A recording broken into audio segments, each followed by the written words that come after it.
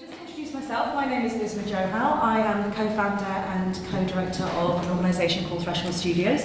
We're based in Northampton and Nottingham, but we've worked all over the UK, in Cuba, in rural Northamptonshire, in villages all over the place, in kind of Brookerby, Lincolnshire, up there somewhere, for a very long time. And I think I just wanted to just take a few minutes just to put a bit of context to this evening. So, from a very young age, I kind of came from a small town in Buckinghamshire, and I was always very aware of a sense of myself and the idea of otherness, coming from being a minority in a predominantly white kind of community. Very middle class actually for me. That's kind of the difference maybe to some other people's experiences. But it certainly gave me that sense of being other, as well as trying to understand and kind of come to terms with who I was as an individual. And 19 years ago, I met my co-collaborator, and he's a video artist, still is a video artist, Barry Hale. And what was really profound for me the moment I met Barry was that he really showed me a world where you could start talking about representation, expressing untold stories through the arts. And it's something that, in my background in media broadcasting, was something I hadn't been able to do. And that was really important for me. It was a moment where I understood that we could tell and share untold stories in a way that I hadn't been able to do before. And it was certainly a time when there was no internet. It was a time when there was no internet. And actually giving a camera to someone and saying, let me show you how to tell your story, and then let's get that story out there for people to hear that story. That was really powerful. And Threshold was born in that time, and we've been going 19 years now, gosh. And kind of as we look towards our 20th anniversary, we have this mission around creative media for social change. We've worked in prisons, we've worked in communities, we've created training linked to production programs for talented emerging talent of artists and creative media professionals, both in the East Midlands and beyond, and done national programs as well. And what kind of our big observation is that it's just become a really noisy world. Yeah, now anybody can pick up a phone, say something, make a point, but it's become very noisy. And where's our signal? If something's getting lost in the mix, and certainly that's something which I don't quite know what the answer to that is. And at Threshold, however, through our production work, through our creation of our programs, we try and create those voices, find those voices, and find ways of getting those voices still out to the wider public.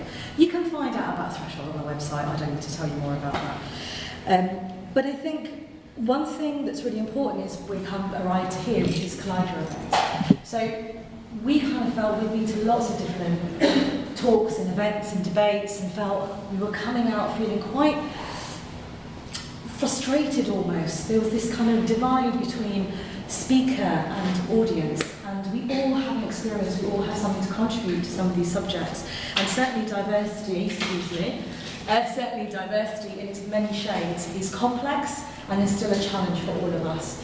And it just has so many shades. And so the Collider Conversations is an experiment. You guys are the guinea pigs, sorry, we all are. And it was the idea that we would create a conversation. Could we create a conversation around different lenses of diversity and start feeling inspired and go away and feel that we can do something that will make us go, you know what, I have a sphere of influence. Whether you're running a big organisation or whether it's in your street or within your family, we all have that ability to make change happen.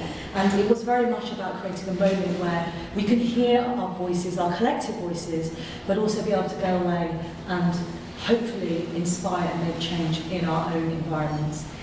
So that's what the Colliders have been about. We've already discussed gender and looked at kind of the challenges for women working in the arts and technology. The last one was actually around neurodiversity back in Leicester, where we were looking at kind of the challenges for artists working on the autism spectrum. And again, very, very complex things came out of that, and we've learned so much so far. And obviously tonight we're talking about race and representation, and then we will go on to our final one for this season, which is going to be around socioeconomic challenges, so looking at kind of the barriers to progression in the creative industries. We have a very eminent panel here. We also, I'm totally convinced, have an eminent group of people on the table around this room.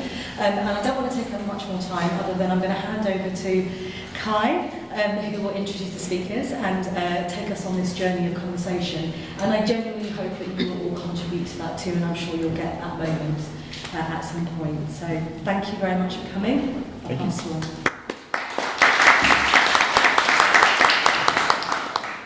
All right, so I am Kehinde Andrews, currently Associate Professor of Sociology at Birmingham City University. We've also started the first Black Studies undergraduate degree in Europe, which I think is why I was invited. So a little bit about that quickly, just there's an important connection there between Black Studies and the arts, because one of the things that we're really pushing in the degree is how do we think about knowledge and how do we change what we think knowledge is. And actually art, performance, methodology, these kind of things, we have a whole strand of Black arts and Black popular culture in the degree, and we're saying this is a really important political thing as well.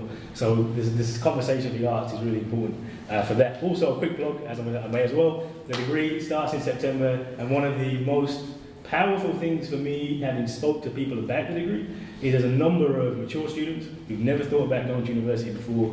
The first time they've ever thought university was a place they want to go to, and they're saying, yes, I really want to do this. And actually, we have quite a lot of latitude around mature students coming on the course. You don't need any qualifications, you just have an interview, and you can come on and do this. It's a really important connection we wanted to make to the community. So if you know anybody who wants a degree, who's interested, there are spaces, just they just need to come and talk to me, basically. All right, so that was that quick plug. I had to do that. I'm not going to talk too much. I feel a bit of pressure now to do this, to deliver this. But basically, I'll split the conversation up into 3 different parts. All right. So thinking about the first part, decolonizing institutions like galleries, like universities. How important is it to decolonize the prejudice spaces? Part 2 will be about taking these debates out into the public, right? So these kind of events, how do we do that? How do we take some of the theoretical stuff and the art stuff, how do we take it out to the public? And then the third one, probably the most important, is what are the ways forward? What can we do after this? What can we practically do to try and take some of these discussions forward? All right. So I'm in this role of keeping us, one main thing really is to keep us on time. So it definitely is an open conversation. I'm going to get the panel to actually introduce themselves very briefly, and then I'm going to start by, I'll start each topic by addressing some questions to the panel, but really want questions from the audience as well. But questions and brief is important to this. So this is what I'm going to do. So I'm going to facilitate this, and I'm going to turn us straight over to our panel, who will very briefly introduce themselves. We'll start there. You never sit on the end of the table. Can I move my coat because it looks like my bedroom? My name's SuAndi and I'm the Freelance Cultural Director, which means unpaid, coordinator of National Black Arts Alliance. And I know you won't believe it, but we're older than you are, because I don't look it. Formed in 1985 by a group of community artists who felt that black arts were being excluded, marginalised within the community arts sector. We were divorced by the Arts Council in 2003. We were before that cut, probably the most powerful network of black artists in the country. Not because I was leading it, but by the merit of the people within the organisation, the power of their voices. And I was having a conversation the other day in Manchester, where I come from, about since we've been gone, there have been no national conferences addressing black arts. Not that we did all of them, I'm not saying that, but you know, when somebody's doing something and somebody else will do something, it starts a wheel of motion.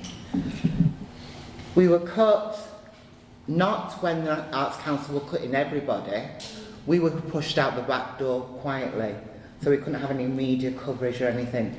And I laughed when they wrote and said we could write 2 pages of appeal. I think I wrote 28 pages, which I printed and gave and delivered by hand to all the board members because it was a new board coming in. Because they were saying things like, we gave you money. No, you didn't give us money. We had to think of a project, we had to devise it, you know, work out the budget, apply for it, make it happen. You enabled, Arts Council don't own the money. The money is owned by the people who, before us, who have invested through their tax and everything else. I'm just going to say, there's an OBE behind my name. And my girlfriend, Kehinde Soul, who I've known for years, has always referred to as other buggers' efforts. Whatever we achieve in the arts, we never achieve on our own. Somebody else has knocked on that door. Somebody else has set up that network. Somebody else And I think what's wrong now with the younger generation is that need, that desire for fame means they're not investing in looking back and researching what else has been done. So for me, what's lacking in our sector is the archiving of our work. As artists, as collectors, everything else. You know, I remember WeMass in Birmingham, and I don't know if people remember that, how powerful they were, Marlene Smith, all that movement then. We need to remember that, look at what they've done, and learn from that history. That's me done. Wow, hello. Briefly, it's always hard. Karen, Mirza, so I self-identify as a cultural worker, as a visual artist, and as a community organiser. And those things for me are kind of like held horizontally. I have got a formal arts education background, so I've gone to two London-based art schools. I don't come from a background that actually even meant that I thought I could even go to college, let alone go to two very established London colleges. And my practice has really kind of like, I'd say you could talk about it in terms of like art institutions by artists. So one is fictional and one is real.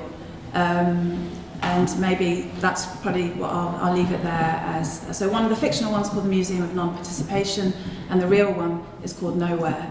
And I think what you were saying, there's lots to pick up on, but I think that relationship to like just knowing your history, but it's really hard to know your history when a lot of it's erased, or you, yeah, exactly, and you don't have access to it, and you have to self-learn because it's not in your infrastructure, it's not in your education system. So that's been my journey of like self-education and learning about this history. So yeah, the identification with the community arts history, and I have loads of issues around the kind of trend on socially engaged and participation. And disadvantaged. Yeah. Disenfranchised. Yeah, exactly. Yeah. All comes under the head of black. Yeah. Yeah. So anyway, that's brief. Yeah. Hi, my name is Saziso Phiri. I'm from Nottingham, and I'm a independent curator and creative producer. So I work with organisations to put together like art workshops or exhibitions, and they're normally centred around street art and graffiti, urban culture and urban subcultures, which is kind of like where my background comes from. I'm also the founder and curator at the Anti-Gallery, which is a pop-up gallery that specialises in producing, exhibiting and engaging art outside of traditional gallery environments. So I started the Anti-Gallery about a year ago, it was a year ago this week, and one of the reasons why, I think it came out of a frustration really. So I did arts subjects at college, and I worked in the arts briefly, so it was at the time before the recession when there was a bit of money going around. And then at the time when it came to going into university, I was kind of like talked into doing something more academic. I was talked into kind of believing that, you know, I wouldn't make money in the arts. So I ended up going to university and studying a completely different subject. But during my time at university, I was always interested in the arts. You know, whenever I'd go to the careers library, I would go to the creative section. And then when I left university, I went for opportunities. I knew I had to start from the bottom because I didn't have like formal arts education. And when I'd go for internships or apprenticeships, I would be turned down and rejected. I wasn't really given much opportunity, and I saw that amongst other people, artists as well. And so I wanted to build something that would help support artists and people who were maybe not often acknowledged or weren't accepted by traditional gallery institutions, but also I think out of my own frustration of not being accepted, I wanted to do something more for that community. So yeah, that's me. Thank you. Actually, the first question I'm going to ask you is not the first question I wrote down, because we've already touched on the idea of intergenerational, and obviously we've got different ages on the panel. And I really want to push this question because I think, you know, we're seeing movements like Why is My Curriculum White in universities and Rose Must Fall, Black Lives Matter. You're talking about having to go outside of existing institutions to do something different because you can't rely on the mainstream institutions. I guess it can seem, and I'm not saying it is, it can seem like this young generation, there's a there's a different level of the wanting to transform what happens, right? Not wanting to necessarily work within stuff, but really wanting to transform it. I'm not saying that is the case, but that can be how it comes across. Is that true? Is there something different about this, what this generation is doing, as opposed to previous generations? I think there's a controlling element that goes on. I do have people say to me, I want to be regarded as an artist, not because I'm black. Well, your culture informs your art. You know, whether you're black, whether you're Scottish, whether you're Irish, whatever, it's got to inform your art, otherwise what's the point of it? But there are some apprenticeship schemes, and I think anybody who's ever had funding, when you get that first piece of funding, it almost validates your existence. You're like, I got some funding, you know, I'm worth something. So therefore, if you get put into an apprenticeship scheme where they're going to help mould you, read control you. You know, we know funding controls to a certain element. I mean, the task is to get the funding and then manipulate it and manoeuvre it for your own benefit, for your own art's benefit. So I think sometimes these well-meaning schemes, and I say that not with sarcasm, actually are detrimental to the development of the artist. I'm not saying we have to go hungry to make great art, I'm not saying that at all. But sometimes you can look at work, particularly in performance work, and think, there's something quite not right with this piece of work. And then you find out the director's not the same cultural heritage, or, you know, something's off key with it. And I think that, and I'm saying the fame element, you know, people think you do your first, and I've done it, you do your first performance, your friend comes, your granny comes, you know, everybody comes, and you're a star. But can you do it again? And can you get an audience that's public? And the desire for fame, you know, the Big Brother syndrome is a real issue, I believe. Is that different than it was previously? Is that a new thing, is it?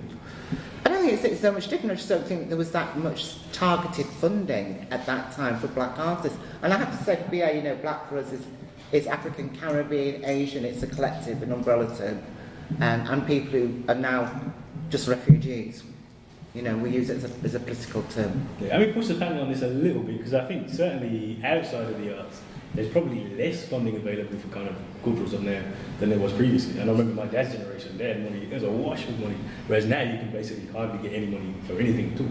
So it would seem like this would maybe, is the arts different? Is there? I mean, obviously in the 80s you had, like, obviously the movement in the 80s, Black Arts Movement, artists came together because they recognised that they weren't being appreciated by, you know, contemporary art spaces. And I think, I mean, my knowledge on kind of like how it all went on in the 90s is not very good, so I can't really speak for that, but I think there's definitely similarities between maybe the 80s during the time of the Black Arts Movement, not just in case of black artists, but in general, you know, feminism. Yeah, feminism, all different groups, marginalised groups as well, coming together and building something as well.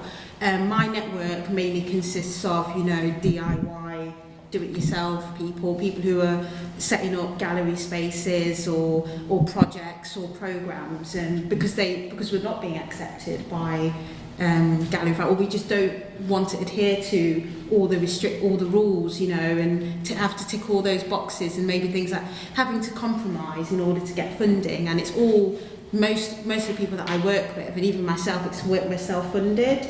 And I think because of that collaborative, I think through working through collaboration, I think we've been able to set things up, and it's made it easier for us to. We've offered each other skills, and I think that's how we've been able to do it. Not because we've got money, but just because we have the resources and the network to do so. So. Well, I am a 90s generation, so just thinking I can't speak for, like, I have proximity to a younger generation, but I can't speak about a younger generation in that. But what I can say is that when I was because I went to art school in the early 90s, and I just didn't feel like it was a very particularly political time. It was very it was that sort of neoliberals. It really was. I was like, at art school, my first experience actually was about doing a course which I thought was philosophically really interesting. And actually, when I looked at it, and I was a mature student, so this was like my one stab of getting, and I was at that, you know, the beginning of what was the end of getting a grant or getting, you know, like coming from a working class background. It was like, this was like my one. So anyway, I get on the course, and it's an education cut. and they'd cut, you know, fine art in Chelsea, and they'd cut graphic design at Camberwell, and they'd merged the course. And yet they framed it all up as this brilliant philosophical new position. All of the staff that were like, you know, militant staff had left in protest. So there was only the staff that was running out the retirement that were teaching on the course. And we were a course that didn't have like any access to any resources, because we were in the college, we were the refugee course, because we didn't have access to photography, we didn't have access to anything. So we were like rightly, royally stuffed, you know, in that sense of that. So that generation of like being in that really neoliberal and the rise of the sort of free market and all of that, that's a long journey of where that kind of DIY, which was like more like in the 80s, that kind of felt like it'd been like erased or stomped on, or somehow it just wasn't, that's my experience. And then what I'm thinking about now, in terms of the kind of experiences I have with younger people that are either trying to get into the arts or even just trying to get into college, is that they're looking at a landscape where, you know, they could tick all the boxes, but it still doesn't mean they're going to get a job, still doesn't mean they're going to get paid, it still doesn't mean they're going to have any housing. So it's like that kind of space of like looking at that sort of bleak means that there's a kind of return to a politicised, but also to like self-organised. So there's like youth workers co-ops being, you know, so people are just basically going like, yeah, like fuck it really, do you know what I mean? It's like, this is like a time in which, so the political space has changed massively. You know, think about from 2008 to now, and like, so yeah, Black Lives Matter to everything that's happening, you know, everything that's happening, it's just like, we're in a space now where I think, to be honest, it'd be amazing to be young. You know, it'd be like amazing. What is it? What do people think? Like, is it different? Is it amazing to be young now? Do you think it's changed? Have things changed? You think? Things have changed. I think we have got this kind of DIY culture where if you don't get funding, you're encouraged to go out and do it yourself. But I think that's like a short loop, because it's not going to get any better. And I think what you'll find is talent will be diluted, and it'll be hard to pick on that talent. Everybody's in their own little bubble doing their own thing. There's one organisation, and then everybody's under that organisation. Have a link to that organisation. Then there'll be a pool of effort.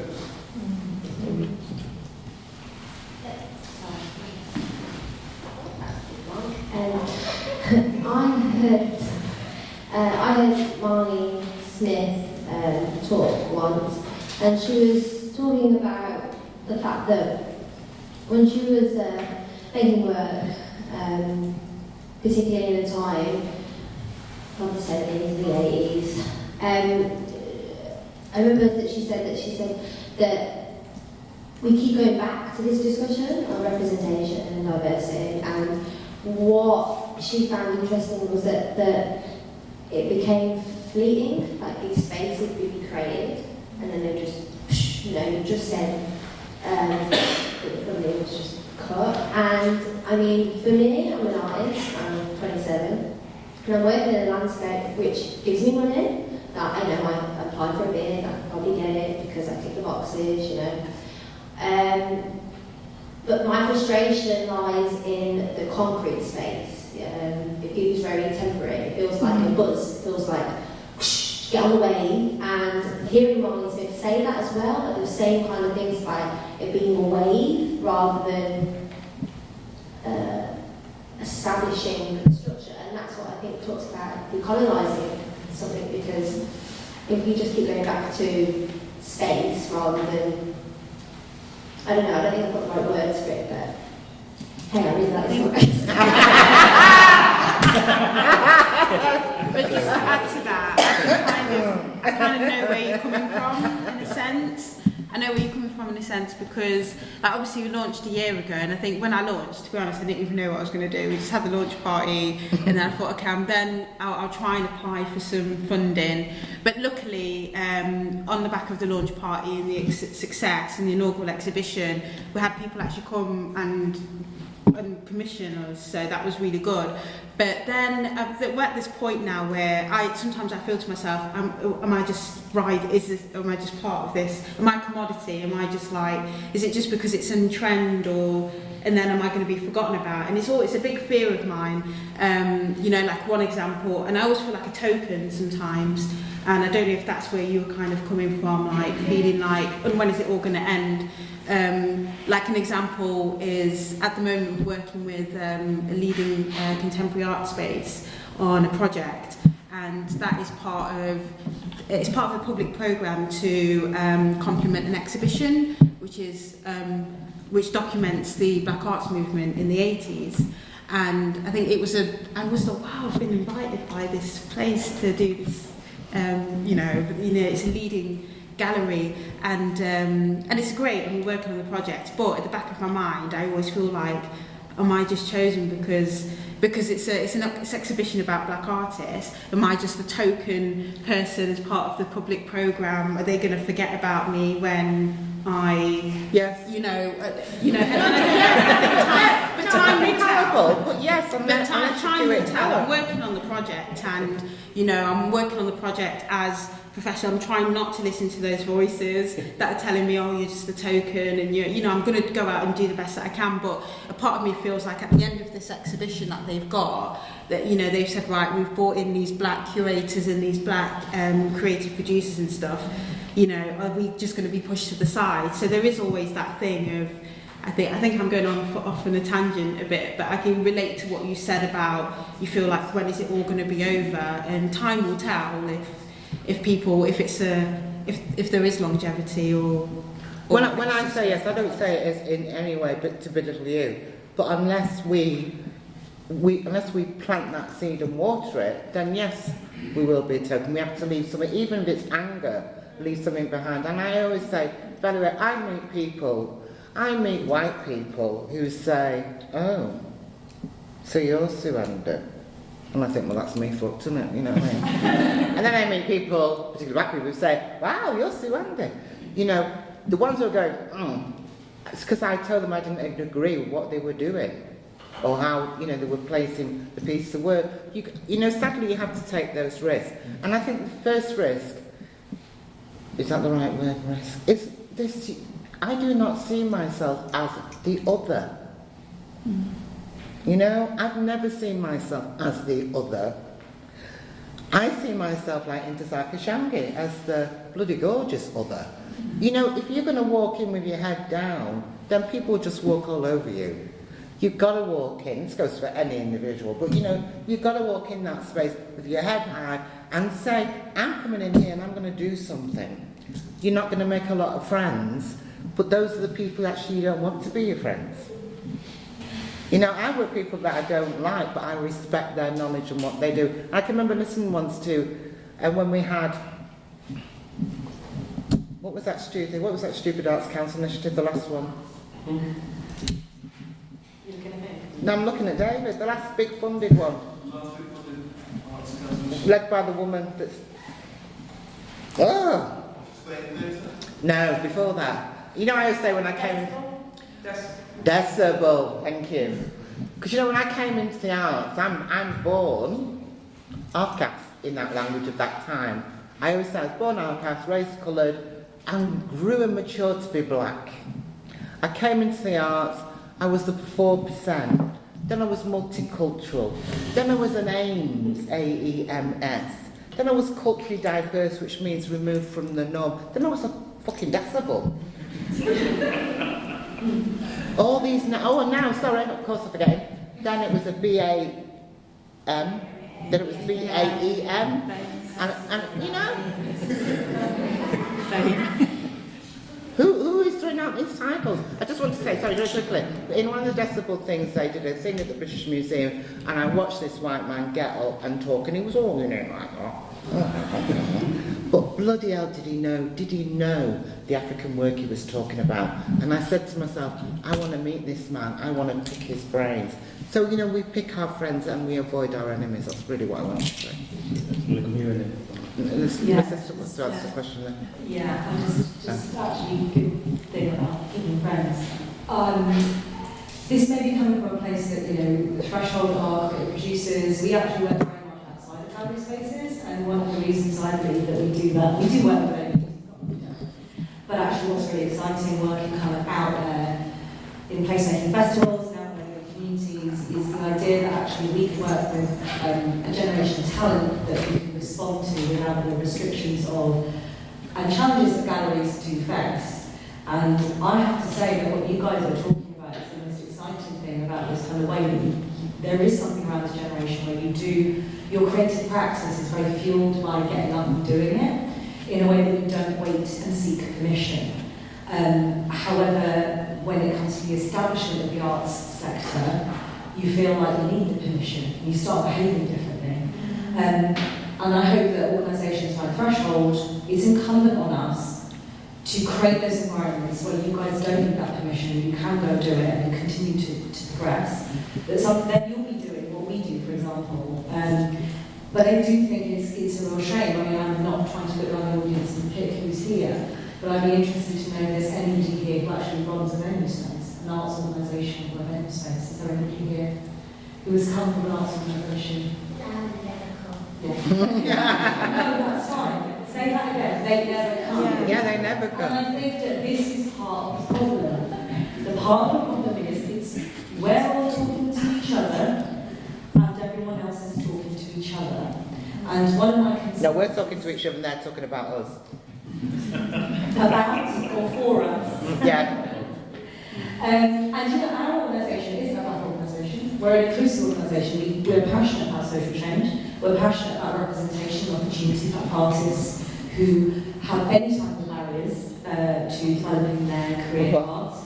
However, this is my concern is that actually it's incumbent on us as organisations who've perhaps been here a while to be forcing some rules open as well. And that's what makes me deeply sad, that I think that there's a lot of talk, but actually not enough action in the programmes of a lot of the organisations like the venues. However, in the other side of it, I also think that's got a lot to do with the way the arts culture works on a certain level.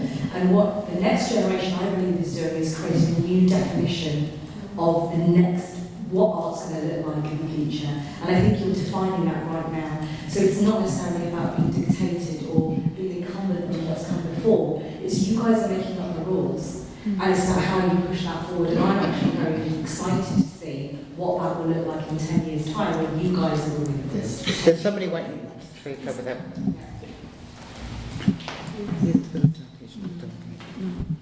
Thank you. I mean, I suppose it's even after what you said, also to be honest as well. I was just thinking about this disconnect between different generations. I think it does go back to language and this idea of certain terms which I suppose are quite trendy. So even thinking about the arts movement, the black arts movement, today it might be called the people of colours movement. So I think in terms of the older generation, I was thinking of the exhibition recently by Simon Boyce, which is the Black Artists and Modernisms. Black was kind of like term. I think in other exhibitions where actually they focus on the people of colour. So it's almost like there's different agendas and different terminologies, and I think that's where the kind of disconnect is coming from. I think, I mean, I don't work in visual arts, I'm a poet, and I have, my book has just gone on to the A-level, by the way, first black book on the A-level, some leaflets down there, you're plugging your course. But I remember Eugene Palmer, Eddie Chambers, Marley Smith, they scared me. They seemed so together and organised, and I remember going to see the exhibition The Image Employed and seeing the political context of this work. But before then, I've got to go to David because my brain's not working. Third text. Who wrote third text? Come on. Yeah, who read on third text? The Asian guy. Rashid. People like Rashid Reed scared me, but they didn't talk to us.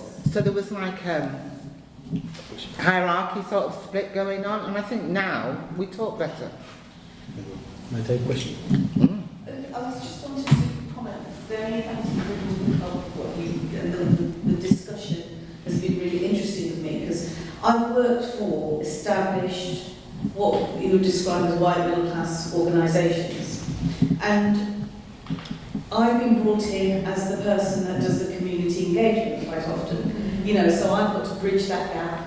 And when I go for these jobs, you know, there's this real enthusiasm, you know, because they've had a bunch of funding usually or whatever from somewhere. And I'm not just talking about arts organisations either, I'm talking about other organisations as well that want to, you know, bring in a different clientele, whatever, people to use their services. And what I find is you get the support while you're there, but it is like an add-on. And it's almost like we need to now think about infiltrating these organisations because, you know, the people that are running them and the people that are using them are going to die soon. A bit of love. I'm just being really frank. We need to... Sorry. But they are. I just think always call them white men. You know, they are not young. They get very enthusiastic and very welcoming, but actually we are still a wing, we're still an add-on to the work, instead of being an integral part of that organisation. And until those jobs go, and until people step aside or we push them aside, you know, that's how we're going to really change things. And I think it ties in with things like employment rights and all kinds of things, because people go in and they're worried about, you know, they're worried about their jobs. And, you know, people like myself, I've worked in these organisations, and you've had to toe the line quite often because you can't, what you're going to do, risk your job and do all sorts, you know, it depends what situation people are in. So it ties in with all sorts of other socio-economic events. So I just wanted to... Can I just make a suggestion that we constantly refer to white middle class, and that actually is insulting to people from white working class who have worked through, got the degree and gone to work in the buildings. You know, we've got to be careful that we don't employ the same language. Yeah, but you can change class. Yeah. You don't always stay working class. You can change your class. I just wanted to make observation really about the generational stuff that you asked. I am old enough to say that in the 80s I was out there from the youngsters, but not in the arts, although my partner has been in the arts.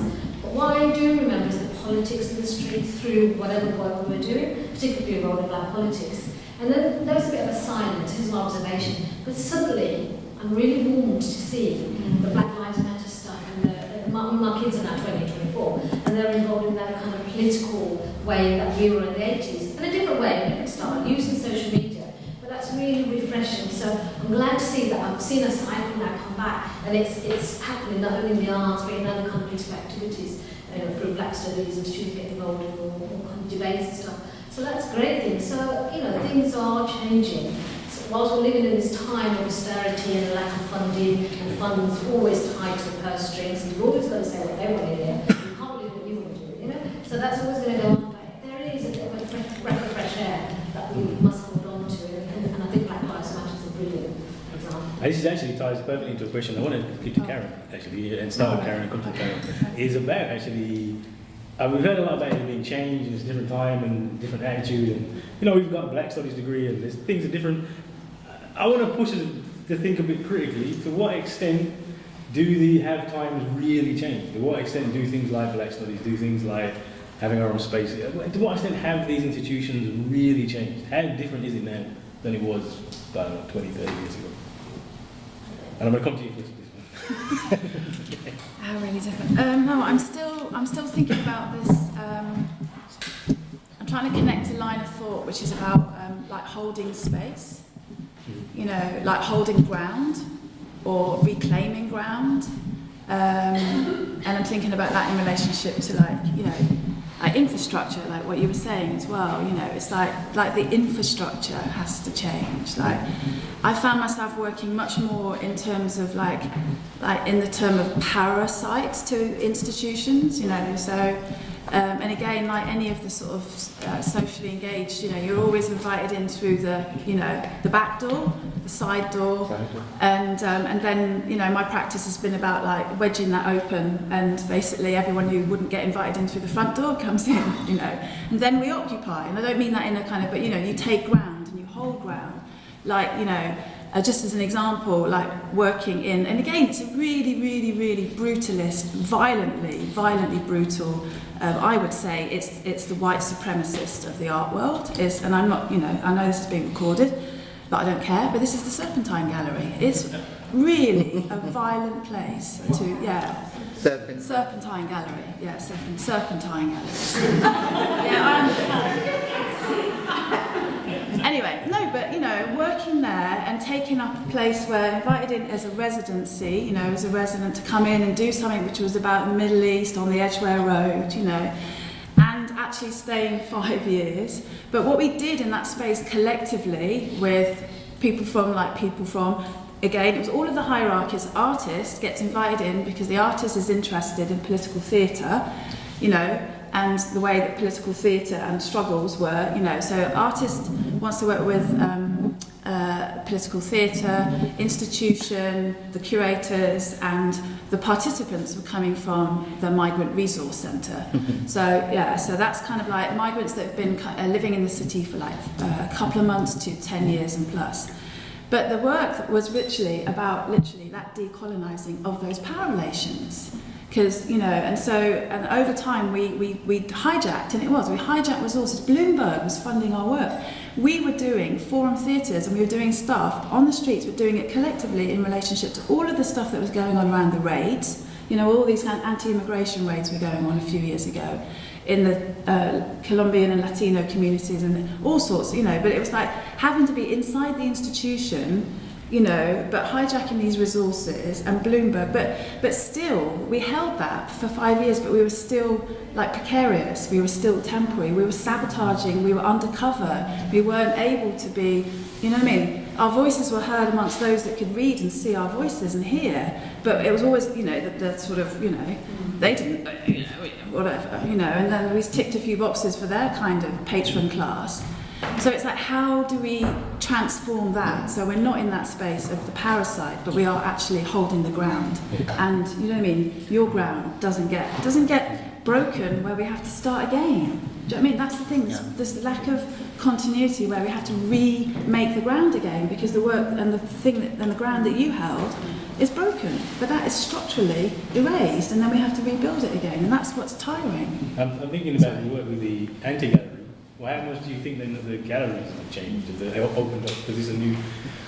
Are you doing this work because there's less opportunities in the formal galleries? This space not just because of that. I think I just see how much of an impact having art outside of these spaces has on society and has on people as well. There are a lot of people that wouldn't normally. There are a lot of people that would never step foot in a gallery, and they're all different kind of reasons. There's elitism, they feel like they're not worth it, they just find galleries boring, and so for me, I just see that by taking art outside of the gallery space and getting people to engage with art, they're still engaging with art in a formal environment, but I also see from a social and political standpoint how powerful that can be. So I've worked on with street art festivals and projects, and we've seen the power of street art and having art out there, and the impact that it's had on people's lives. So I think that's probably one of the reasons. It's not just because there aren't any opportunities. That is one of the reasons, but I think one of the other reasons is that I just see how powerful it is, the potential that it has to help break down barriers. And for people to engage with art, people to actually realise and know that art isn't just for the selected few. Art is can be accessible to all. So yeah, that's one of the other factors, really. Which ties perfectly into the second discussion, which is how do we take the debate out into the public. So we start with the panel, and you've given us some ideas about how you have shared your work in public, and then we'll really get some ideas from the room as well. How do we take these ideas into public forums and our work into public forums? I don't work in the visual arts, but I just want to go back to the thing about when the work is temporary in a gallery, a mainstream building, and if you go to see that work, ask why there isn't a catalogue, because 9 times out of 10 there won't be a catalogue, there'll be a flyer, and it goes back to that thing about archiving. We need to archive so the history of your work is there, so you don't have to be a dead artist that someone digs up on the Google website 10 years from now and goes, my God, look at that work. So I always say, why isn't there a catalogue? It's just, I think it's very important. You don't agree with me, do you? No, I do. Oh, all right. You didn't because I No, sorry. Sometimes thinking face makes it look like I'm worried. So I'm not worried. I can't answer the thing about maternity because I actually I'm concerned that we seem to be, I know we've got 2 visual artists, but we seem to be heavily involved in the visual arts. No, so I guess the question Yeah. is, in these debates like these, are anything in bigger than general? that because I work in performance art. And how do you take performance? This question is very general about arts in general. How do you take these things in your practice out into public spaces, into community spaces? Into public or to community spaces? Whichever one you prefer to do. Well, you see, I think my thing is the other way around. BIA launched itself in the Royal Exchange Theatre in Manchester. I went to Phil Jones, who used to run the Albany Theatre in London, so he was programming black work, and said, I want to do a variety show. We call it multimedia now, don't we? I come from ballet school, so we call it a variety show. And I told him what I wanted, and he gave me the building. And the second year, I went in and said to the technicians, if you use stage speak, and I don't know what you're doing, I'm going to bring 10 more black people. You can talk to all of us, or you could just say that light over there. And it was great. But the next year they didn't work on the show. And I was really angry about it. I felt like they were saying, it wasn't important. And I went to do a performance in Buxton, and there was the head technician on the train. And he said, great show. And I said, how would you know? And he said, because we all chose to not work so we could watch it. But the other thing about it, we worked in a building, the Royal Exchange Theatre was an exchange, it was a commercial exchange, it has a connection to slavery, trade, everything. So I'm about, we have invested in these buildings through blood, sweat and tears and money, and therefore we have a right to be inside them. That's my stance. As a poet, I've done the park, the open tent, I've even done bloody Glastonbury with people with no clothes on. And with B.B. King, I want to be in Bridgewater Hall, where my audience sits in nice comfy seats and can drink a drink in the interval. That's my stance. Can I push you a little bit on this? We built the big house, right, on slave plantations. Our sweat and tears did this. Would we want to own the plantation? Does that metaphor work? If these places are exclusive and built exclusively, why do we want to be part of them? I don't want to own the plantation. Well, if we're saying these places are exclusive and they're problematic, why are we so keen to be in them if they're not wanted in them? Why are we so keen to be in places which are... And that's a question I often ask myself, obviously I'm sure most of you are aware, Solange brought out an album last year called, was it A Seat at the Table? Yeah. And I remember, everyone was really excited about that. I'm like, yes, we have a seat at the table. The thing is, I don't want the crumbs. I don't want to sit at the table and take the crumbs. No, exactly. Because that's all, that for me, I just feel it's always going to be like that. There'll always be some at the top. Why don't we just build our own tables, from scratch, rather than just trying to get that validation from people who don't want to use us or just see us as a commodity or a token. And I think again it goes back to that frustration of building my own, the Anti-Gallery relies heavily on support of venues and it's a very collaborative thing, but I'm proud to say that I've built something for myself, and and some of the organisations that I work with me and that commission me, the same type of organisations that were rejecting me, 2-3 years ago. So I've built, I'm still building the table, but yeah, I always did that mentality. So why do we want to eat from the crumbs of sit at the table, only to eat the crumbs? Because that's what I feel like it is. There's always going to be that suppression. I think, can we just an example about African American situation on this? Because people, people go to Disneyland and say, I want to live in America. That's not America. African American art history has a better investment because there's a recognised value in the black dollar. There is no recognised value in the black pound. And if I would say to a group of BA members, visual artists, I've got an opportunity to put your work up in the local insurance office, they'd go, what? But in America, that's what they've done. You'll see you go in insurance buildings, black-owned, black work on the thing, there's all of that. But it does mean that across most of America, the arts is like that. It's not like that. And then it's like that, and then it's Native American, and it's all of that. So I don't want to be there, that's what I'm saying. Sorry. Did you have a comment before we get to the mic? No, I mean, yeah, the comment that's in my head is just like, dismiss the parameters, and like, yeah, I do feel, I mean, I'm sitting there literally between two of you, because it's like, I am of that feeling that, you know, you build your own table. You build your own table, but you need to network your table. Your table needs to be really, you know, and it's building those sorts of networks. But at the same time, maybe that's like a parallel thing, because at the same time, you don't just want to, you know, so yeah, there's a dismiss the parameters, build your table, but at the same time, decolonise the institutions. It's a three-prong attack. It's a hard war. It's like, exactly, it's a permanent war. Yeah. Yeah, I guess I agree with that point massively. Like, definitely go to the bourgeois table, there's so many advantages to what you're doing with that. But just to reiterate, I think the importance of taking your place at the table and getting a say in the menu. When you think about sort of the big art galleries, the universities, whatever, they have just got such stable funds, and that's, you know, they're an institution, they're there permanently. You know, they're funded by the government in a stable way, and that's what we sort of get into. I mean, I think sort of there's a thing about sort of diversity being kind of a bit of a trend, not sort of trend, but you know, it's kind of a fashionable buzzword or something in the arts. And I work in a university, where it's probably less of a buzzword at the moment, and you know, sort of trying to build it up. So there's this problem where we have sort of Black History Month, I work for the History Department, we do an event for Black History Month, and there's this commitment and there's this excitement about how good it is to diversify the conversation. And then that month passes, and actually what all the people, you know, what all the high up people want to do is they want to get their white friend over from America to, you know, to go out for dinner with them, whatever. And the way we spend money, I find really uncomfortable. So yeah, I think it's just, you know, the really big things just to keep sort of nagging people in high positions. And Nathaniel Tobias Coleman from Accidents, he's just, I think he sort of sets a really good example for me. He just is sort of constantly emailing sort of my organisation, being like, you know, let us have a voice in this, and it works, because the more you hear from someone, you know, you can't ignore it. So yeah, just take a place at the table. Yeah, I'm reminded of a quote from Malcolm X, who said that sitting at a table doesn't make you a diner.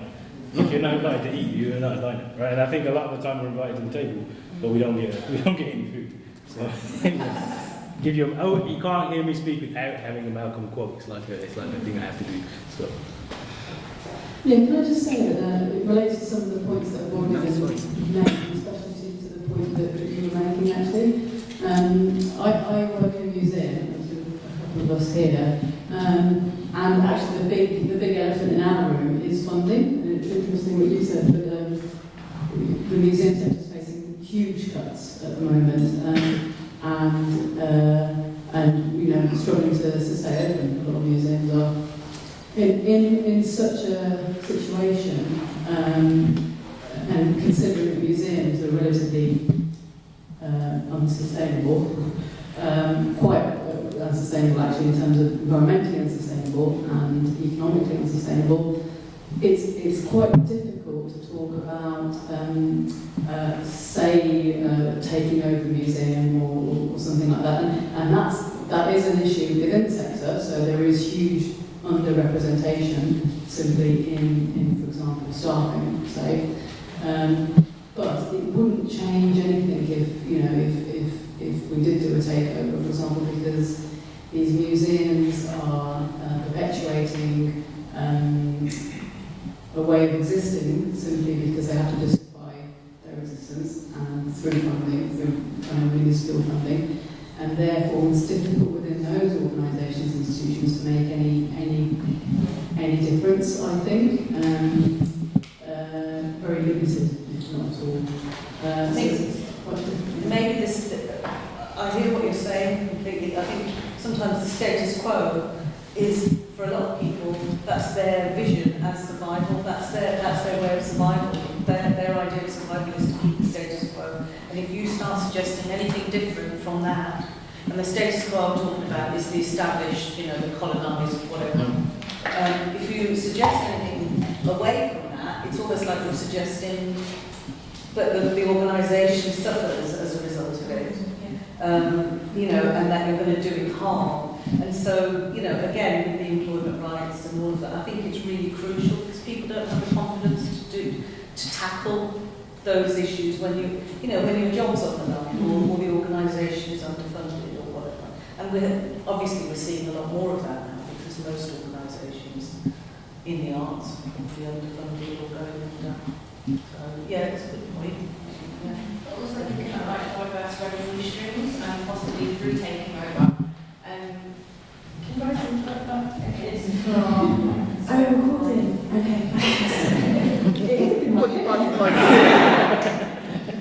Also looking at like diverse revenue streams and possibly through getting more artists involved and more people on the ground to bring through new ways for people to see museums in a completely different capacity. And also I feel like something that is an issue is the lack of value for black arts. So we always say, like we said, that it's basically fringe, it's basically a side project, that we're extracurricular activities, not in the national curriculum type thing. So how do we look at changing that by building our own stuff? And I don't feel like I want to sit at the table. I feel like we do need to build a table, but at the same time, it does the seats. Do you know what I mean? Yeah, I want to get quite clear. I never said I sat at anybody's table. I think the interpretations are different on this. Yeah, maybe it's like, I don't know, what else can we make? Like, I start, I don't know. So I think one of the core issues is dehumanisation that has been through years and years of scientific racism and various other things. So looking at why we don't value black arts, why is the contribution not valued? And seeing how we can sort of work back through decolonising and rehumanising black arts and artists and valuing their work. Yeah, can I just, sorry, I know you're going to pass the mic to someone, but it reminds me of there was a session, so apart from the freelance stuff that I do, I work part-time for a public art gallery in Nottingham, and we had a really interesting session where a collective called Sorry You Feel Uncomfortable from London came down and they did a presentation and talk, and it was amazing. And one of the members of the collective was a multimedia artist, and he creates like magazines, like comic book type thing, really amazing, brilliant, and they sell out in galleries in London. They sell out like straight away. So they went to a certain gallery, not the one that I work for, but another art gallery in Nottingham, and obviously there's a shop there, and they spoke to the manager or whoever in the shop, and they said, would you be interested in stocking these? And they had a look, and I think the person at the shop said, this exhibition, the one that documents black artists, this exhibition will be finishing in April, so I don't think we'll, and that really angered me when he spoke about that, because actually if you go into that shop in that gallery space, they have catalogues and journals from previous exhibitions, but even though his work wasn't directly related to the exhibition, it's a great piece of art for people to, it's the magazines and the journals,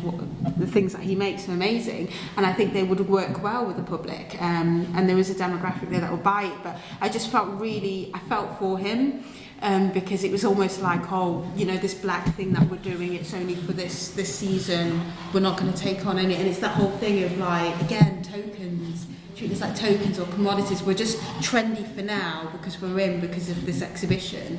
Afterwards we'll just go back to being whatever.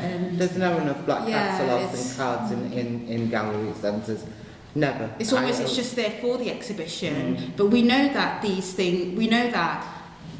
thing that frustrated me was that there were things from previous exhibitions being sold there and artists who had exhibited previously, so it's not a case of you just go with the exhibition. There's probably books there that's never been on show. One thing I started to do at BA was I started to move my library, as I like to call it, into BA's offices, and we ended up having what was the largest collection of an independent black library, which I've now donated to the archive in Manchester Central Library. And there was a stage when we actually had a head of librarians of Manchester was going to give me some money, so every time I went out of the country I could buy stuff, And I just went on and bought books and anything that I knew I couldn't get over here. And I recatalogued it just before we left at our offices. I'd go in at 6 o'clock on a Sunday morning with a coffee and a croissant, and I'd sit there. And I'd be like, oh my God, look at this work, you know. Books that I know do not exist in any library over here. So, you know, it's that thing again about archiving so a resource for people to see is just so important. And until galleries see that some of those postcards on sale need to look like us, they're not doing their job. Yeah. So we're going to move into a positive moment in the session, and we're going to think some examples like this. Where have they been? You know, we have within institutions or outside of institutions. We have, I'm sure all of us have examples of where we have put our art out there, ideas of race and representation in a better, more critical way out to the public. Do we have some examples from people? Any examples of good things people have done where we could think of as possible ways to go forward? I'm trying to push a positive slant here, so we're going to... Anybody or anybody? Open to it. I'm just listening, and I was thinking, we have a lot of galleries and spaces, and probably what could work is a representative body is listed in all the galleries, so that if a black exhibition or black piece of work is put in a gallery, then gallery managers can speak to this individual, and this individual will have more experience because they're doing day there as a representative for black art, rather than you just have this sporadic black installation that's there for a minute and then it's gone. Because it's there for such a short time, the people that run the gallery may not have that experience to get the best out of that. If you know what I'm saying? Does this representative get paid? They would have to get paid. Because I'm telling you what, I spend my life saying, of course, if I was a consultant, you'd be paying me £350 a day. That crafty picking up the phone and saying, I wonder if you know any disenfranchised people, any black artists, and if you go, no, well, she's so bloody difficult, that woman, because you think this is valuable information, you would pay somebody for this. It has to be a paid post. But then, you're in the big house again. I think we'd have to do that, and also another thing when I'm jotting down, I think we need to gain leverage, you know, and the only way we're going to get leverage it's like this. Is if we... It's like this, we hold hands. So that's the only positive way forward I can think. You've got a negative way. I agree with you. Well, this is it. We need to start in my authority. No, I'm very sorry about this because we're talking about the mics is for them. Don't get out. I feel very strongly, we're talking about building our own tables and doing all of that. I honestly feel that we need to go into those established spaces and own them. And I think what you were talking about, the Serpentine Gallery, I love that you actually went in, and even though you did it under the radar, you know, we need to push and push until we own those spaces. We need to own those spaces, even if it's a feeling of feeling like you own it, you know? So we need to demand that, and we need to start by going in and owning it and just visiting those places even, because sometimes it's a barrier just going into certain places. But that is about working both, because that was enabled because there were, you know, there's two individuals that were working inside the brutalised system that was the shock absorber that enabled, you know, so it was really, it is that holding hands, it is that holding hands. So yeah, I agree, but I mean... And I think sometimes it's easier if it's a battle. Yeah. Sometimes we don't recognise it as a battle because we're invited in under certain conditions. We're invited in because they've got a bit of funding, like I said, and it's very welcoming, but we need to recognise that. Yeah, so it's about territory and conflict. It's recognising the serpent, though, isn't it? Just quickly, I decided he's going to start dancing. And then we'll come back this way. We'll come back this way. We'll come back this way. No, she's been waiting. So I thought of a positive. It is a positive. Shame. Shame. No, I mean, really serious. I mean, you look at when I first started making work, I got interested in different things, and I was looking at archives, and I looked at the archive of the icon, and I found out stats by just looking at my computer, and I was like, oh my god, email them. They I feel like institutions are very fragile. Like they feel the shame and guilt as soon as you point it out. And that kind of broke down me going, I had meetings and I kind of shamed, not ashamed, no, sorry, I didn't feel ashamed, I just felt like I didn't have enough grit. You know, I was quite young and I was like, I don't really know what I'm saying, but I've noticed that you've only had one black artist in the last 40 years, you know, because that's the research I did. So actually, and a friend of mine the other day gave a talk, Selena Thompson, about actually, I feel like when we talk about this, we're constantly like, so what we're going to do collectively, but also at the same time, it's what we do individually. I spent a couple hours looking at that archive, you know, and then I spent the time to do that email. But then, what Ali's just said about that self-care, so we're talking about this shock and brutal and taking and going to battle. That does a lot to our mental health, you know, like a lot. We internalise all that and we just keep going. And I've been doing the festival circuit in the last year, performance festivals, and I've gone there and I've seen black artists not get the extra self-care they needed for that work because if they were in a context, say, a rural context, and that adds so much level of racism, you know, and the festival didn't take that care. And I'm at a point now, I'm like, I have to demand care and what that means of setting those conditions. So also I think that's a positive thing, setting your conditions. Like, I've never been able to go to a place and go, here's my conditions, and I saw Rhea Hartley, another great artist, she did a presentation and she showed her all her conditions, and I was like, I was just so inspired, just to see all of colour go, right, when I go to these spaces, this is what I need, and I'm like, and so I think that's also a positive thing. Thank you. We'll come to the gentleman.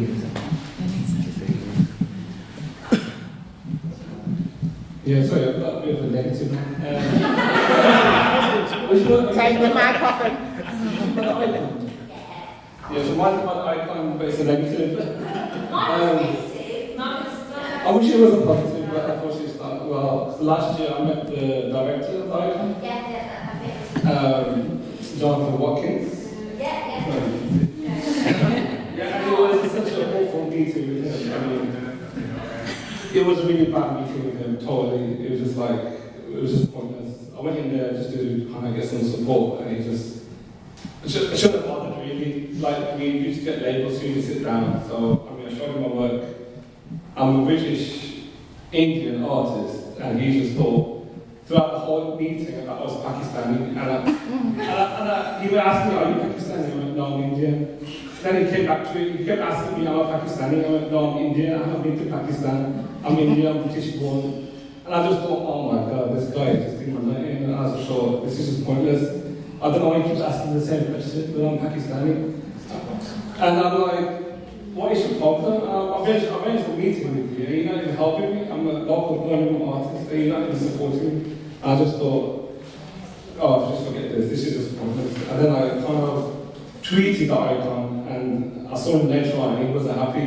He was like, thinking this, I was like, mate, whatever, I'm entitled to my opinion, because he was awful, and he just didn't like it. That actually was honest, and he went on social media, and he just couldn't take, like, accept what I said about the gallery after, and about him, because he was a bit rude as well, and I was like, well, you kept, like, you kept saying X, Y, Z to me, and I was like, you can't do that to people, because you're not even like respecting me for who I am. You keep saying X, Y, Z if I was Pakistani. Obviously not against Pakistani people, but I'm not. So why don't you just appreciate my artwork? That's what I came to see was artwork, not about my colour or where I'm from. It's about the art.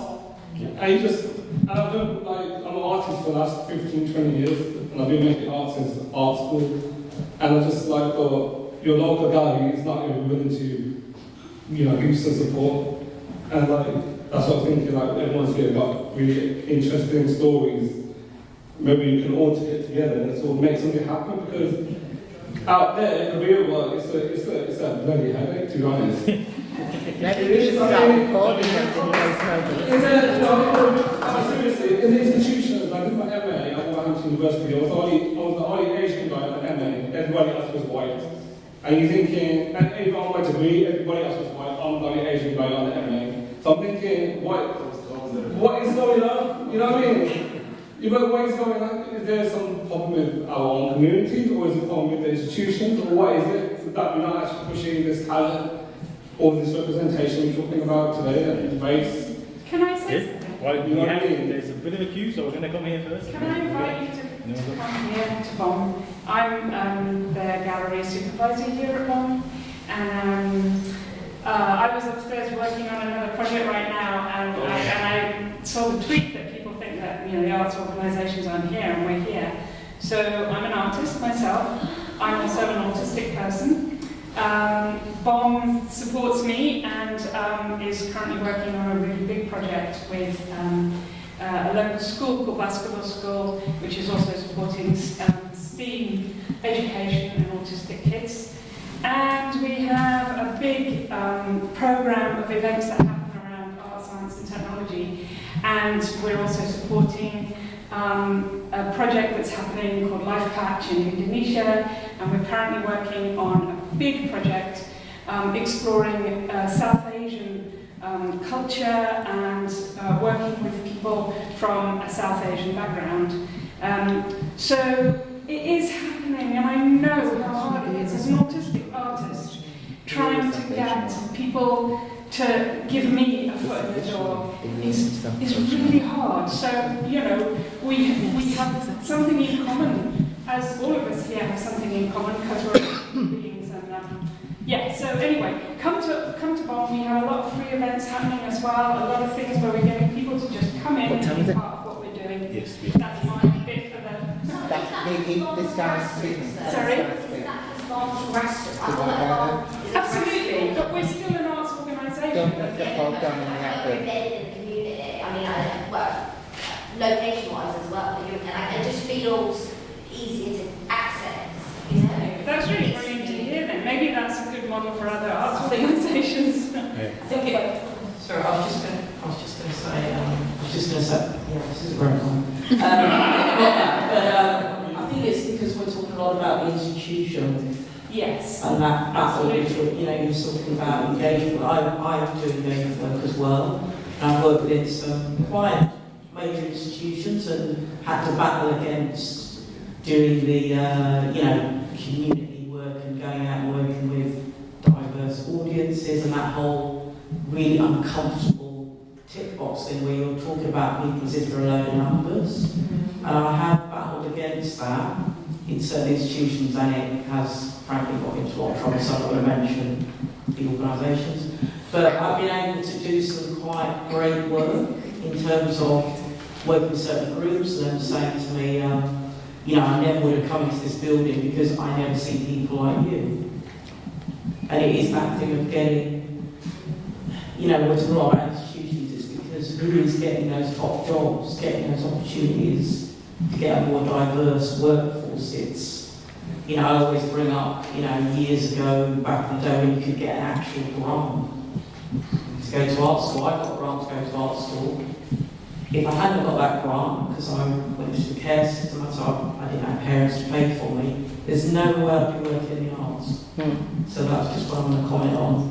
Because we're talking a lot about institutional, not necessarily these kinds of grassroots organisations. Yeah. All right, so we're in the home stretch here, 10 minutes. I want to take just some really good, positive ideas for going forward. Positive vibes. Positive vibes, and we're going to end with a panel. So, big round robin, only positivity, only good ideas. So positive. The other ingredient to this as well is white people's empathy and understanding of racism, and so that what you're talking about, the precariousness of funding and this literally tick box approach to more black and brown people doing stuff, but then and it feeling like a flavour of the month thing and it's something that me and SuAndi, who's an artistic community organiser here, we're really thinking about. We've got a thing called tick box. We're not even sure is it an organisation or a thing. We don't know yet. But really thinking about how we go from the other end to develop, to get white people to think more deeply about racism beyond the idea of, we should be doing things to don't say racism. No, it's like further, just don't say that when it's racist. going further that, oh no, we're not racist because we have this and an understanding of structural racism and that's the other part of the thing. How do we do it? This is back to you. How do we do it? How do we do that? Well, that's kind of my job, right? So, and literally, we're thinking about how we actually do that and going into organisations, and it being my role to be working with white groups about we're doing long-term work about racism and not just doing some one-day thing. And how do we work on that emotional work that's required, which white people just aren't willing to do, to go inside and do and feel stuff about black and brown experience. So yeah, I don't know, but we're thinking about it a lot. All right, you got a few hands on quick ideas, ways forward. It's a ways forward. It's a ways forward only. It's not negative. It's just that it starts negative, but it goes positive. You know, like you tend to see a wave of black art represented on the back of something negative in the media. Like when you had the gun crime and everything, and then you see that funding is like it's injected this money. This was short, like band-aid fix.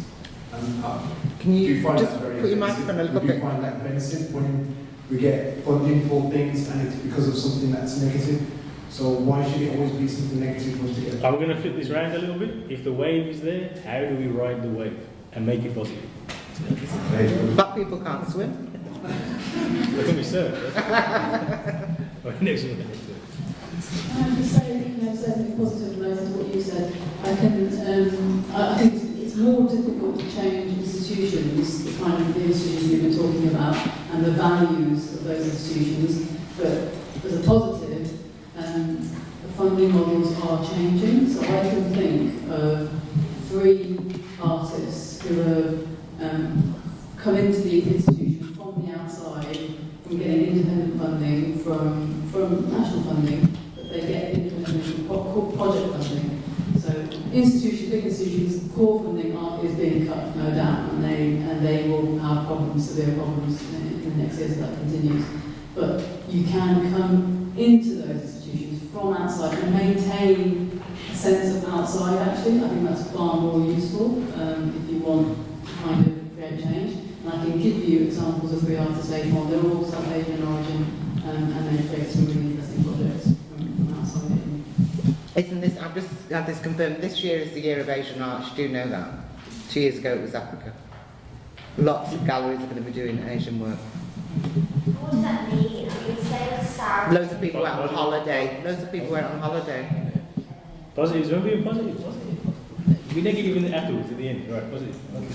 Yeah. We're not going to then we're going to go. This slide is waiting. Yeah, no, we're going to go. Just following up on the idea, I think that there's this sense of a single narrative. So, the curriculum, so I work in university, and the curriculum, or even not even university education, just starting from primary school education, the curriculum is white. And I think that this idea of a single narrative, if we want to change racism, it really has to, and it's not about negatives, but actually there's too much focus on a white history, on Shakespeare, on just white European ideas, and there's so little focus on the rest of the world, and so when you encounter it as adults, and I think if we're encountering that as 4-year-olds and 5-year-olds all the way through, that it's a diverse curriculum, not a Black History Month once a month, but actually all the different writers and authors and histories are taught right from where we go. I don't know how to do that, how to embed that, but that is really, I feel, what needs to change in terms of structural change, so that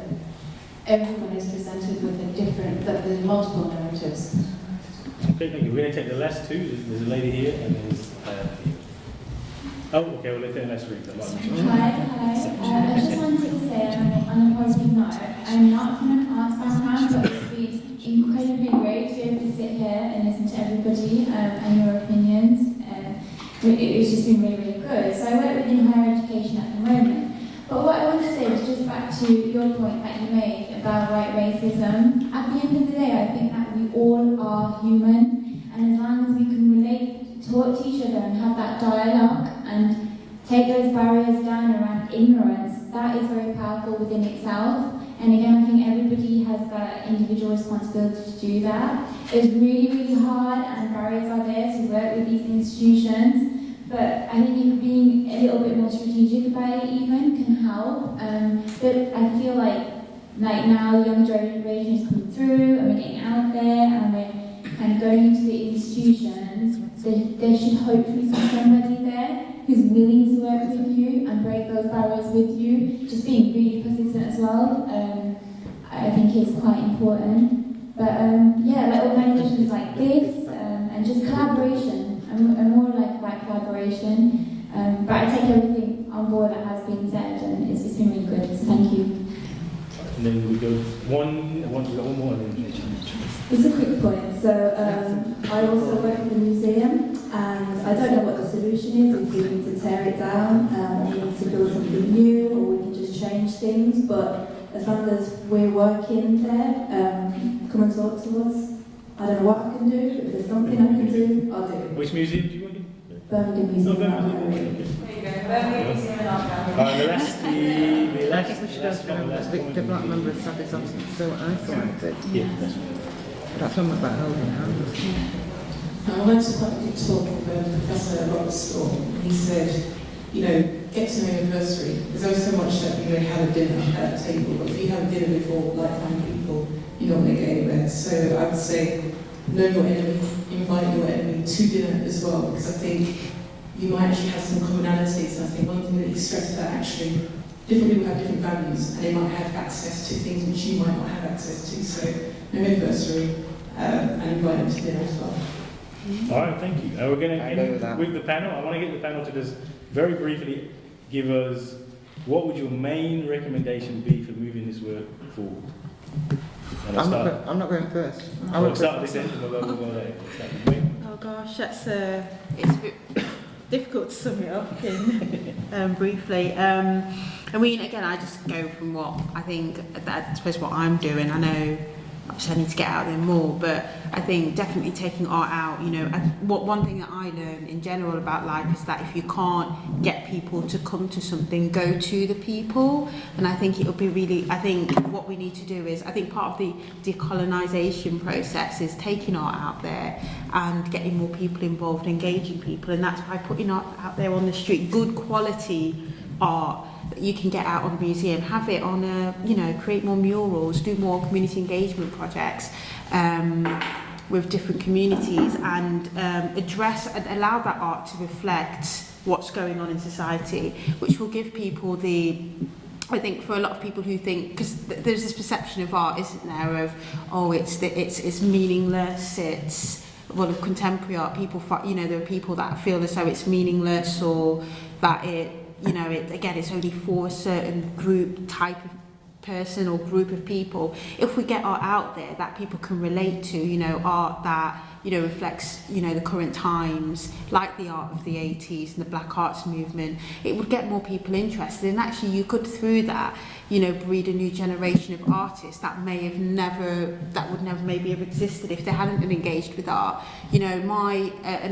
The way I got into art was at the age of, I think, 17. I used to have all of these perceptions about art and art galleries, and I was invited onto a programme for young people where we spent part of the summer going to different galleries and museums, went to the Icon, and we went to the Saziso Gallery in London, and we engaged, and although we didn't agree with everything, actually going to galleries and stuff and actually seeing artwork and how the artist presented the work and the concept actually changed my perception of art. And yes, I was the only black person on the scheme, but I think that definitely a seed was built within me. I think I'd always been a creative person, but I think there would have always been that barrier. I would have always walked past art galleries and never gone in and felt like that, but that scheme actually changed the way I thought about art. I remember one of the first pieces of art that I ever saw in a museum was Tracy Emin's Unmade Bed, and of course I'd read about it, and people had commented about it so many times, and of course you kind of think, oh, what's an unmade bed to do? And even though it's not my favourite piece of art, but when you I think when you get to listen to the curator, well, to the people in the galleries and the museums about why the artist created that piece and what they went through, and it gives you that understanding of actually I can express myself through art, through different ways. I can get people to listen to me, and it gives people a voice. So I know I've just waffled on a bit, but I think really just getting it out there and getting more people involved, and not just to tick the box, you know, to say, okay, we've had such and such, I don't know, people from this group come into the gallery. Think about the longevity, and I think, yeah, changing your, I suppose, agenda as well. Yeah. Okay, yeah, I'm trying to think, because personally, I'm sort of like in a moment of crisis around this, but so I feel like, you know, working within. Like having access and entry into the arts, like again, not coming from the background, being mixed race, but also being kind of like read in this kind of space of like just white or passing, that whole space of passing and then not passing. So I mean that in, so I've been in that kind of not-for-profit space where I feel like I've passed and I've not passed, and yet I still find I'm token in, and I'm maybe only at the table to sort of like represent how diverse the table is, but I'm never actually going to get that prize, but I'm just there to sort of make that bandwidth a bit. So, and that sounds really negative, so I've just written down the two words that kind of came out, which was about shame and value. So I think there's something in creative action around shaming, and that, you know, can be done really beautifully and creatively, poetically, politically. But I think also this thing about having to, like, again, the self-care, but the value, like raising up the value. So it's like, you know, so at the moment it's like, I feel like I'm looking for a need to kind of co-create the kind of institution or the kind of ecosystem that I feel like I can actually breathe in, that I don't hide. I'm not shamed for being working class origin. I'm not shamed for being mixed race, or I'm not shamed for not being dark enough, you know. So it's like having to sort of like create a kind of, and I'm just at the moment thinking about this as workers' power. I don't have any real answers other than I'm thinking like, I am highly, highly skilled, and yet I earn next to nothing. And I've got to the top of that, what it looks like, and it doesn't change when you get to the top of it. So it has to change on the ground. So I'm thinking about how do you build a new institution? How do you do new institution making, which is really diverse, which is about workers coming together and owning. We need to own land, we need to own buildings, we need to build new institutions that are the things that really reflect us. And like you said, they're not the parts that have been disowned or othered, they are us, you know, because this is, and always has been for a long time, a really multiracial country. And I don't want to feel like I am British. So I'm going to, you know, so I want to sort of like, I want to be part of something that is building the new institutions, but as workers-owned institutions, not bottom-up, not top-down. So anyone who wants to join in that. I know you can't follow that, can you? I think we should close on that. I don't know how to do it. There's just a desire, but I don't know how to do it. I'm constantly saying that I'd love to walk into somewhere and see somebody holding a top position who I knew was just down there years ago. I see loads of white people. I've been interviewed by white people who have on other occasions said, "You've meant so much to me, SuAndi, you gave me so much spirit." And now they're interviewing me. You know, and I thought, God, that's really sad. I think that regardless of what art form we work in, we all have a story. It's an amazing story. It's bigger than the Arabian Nights. It's multiple encyclopedias. I think we have the opportunity to go off and write complete chapters that start from that story, then bring it in together. I said before about holding hands. You know, when you hold hands with somebody, after a while you get cramp, you get sweaty, you want to let go of the hands.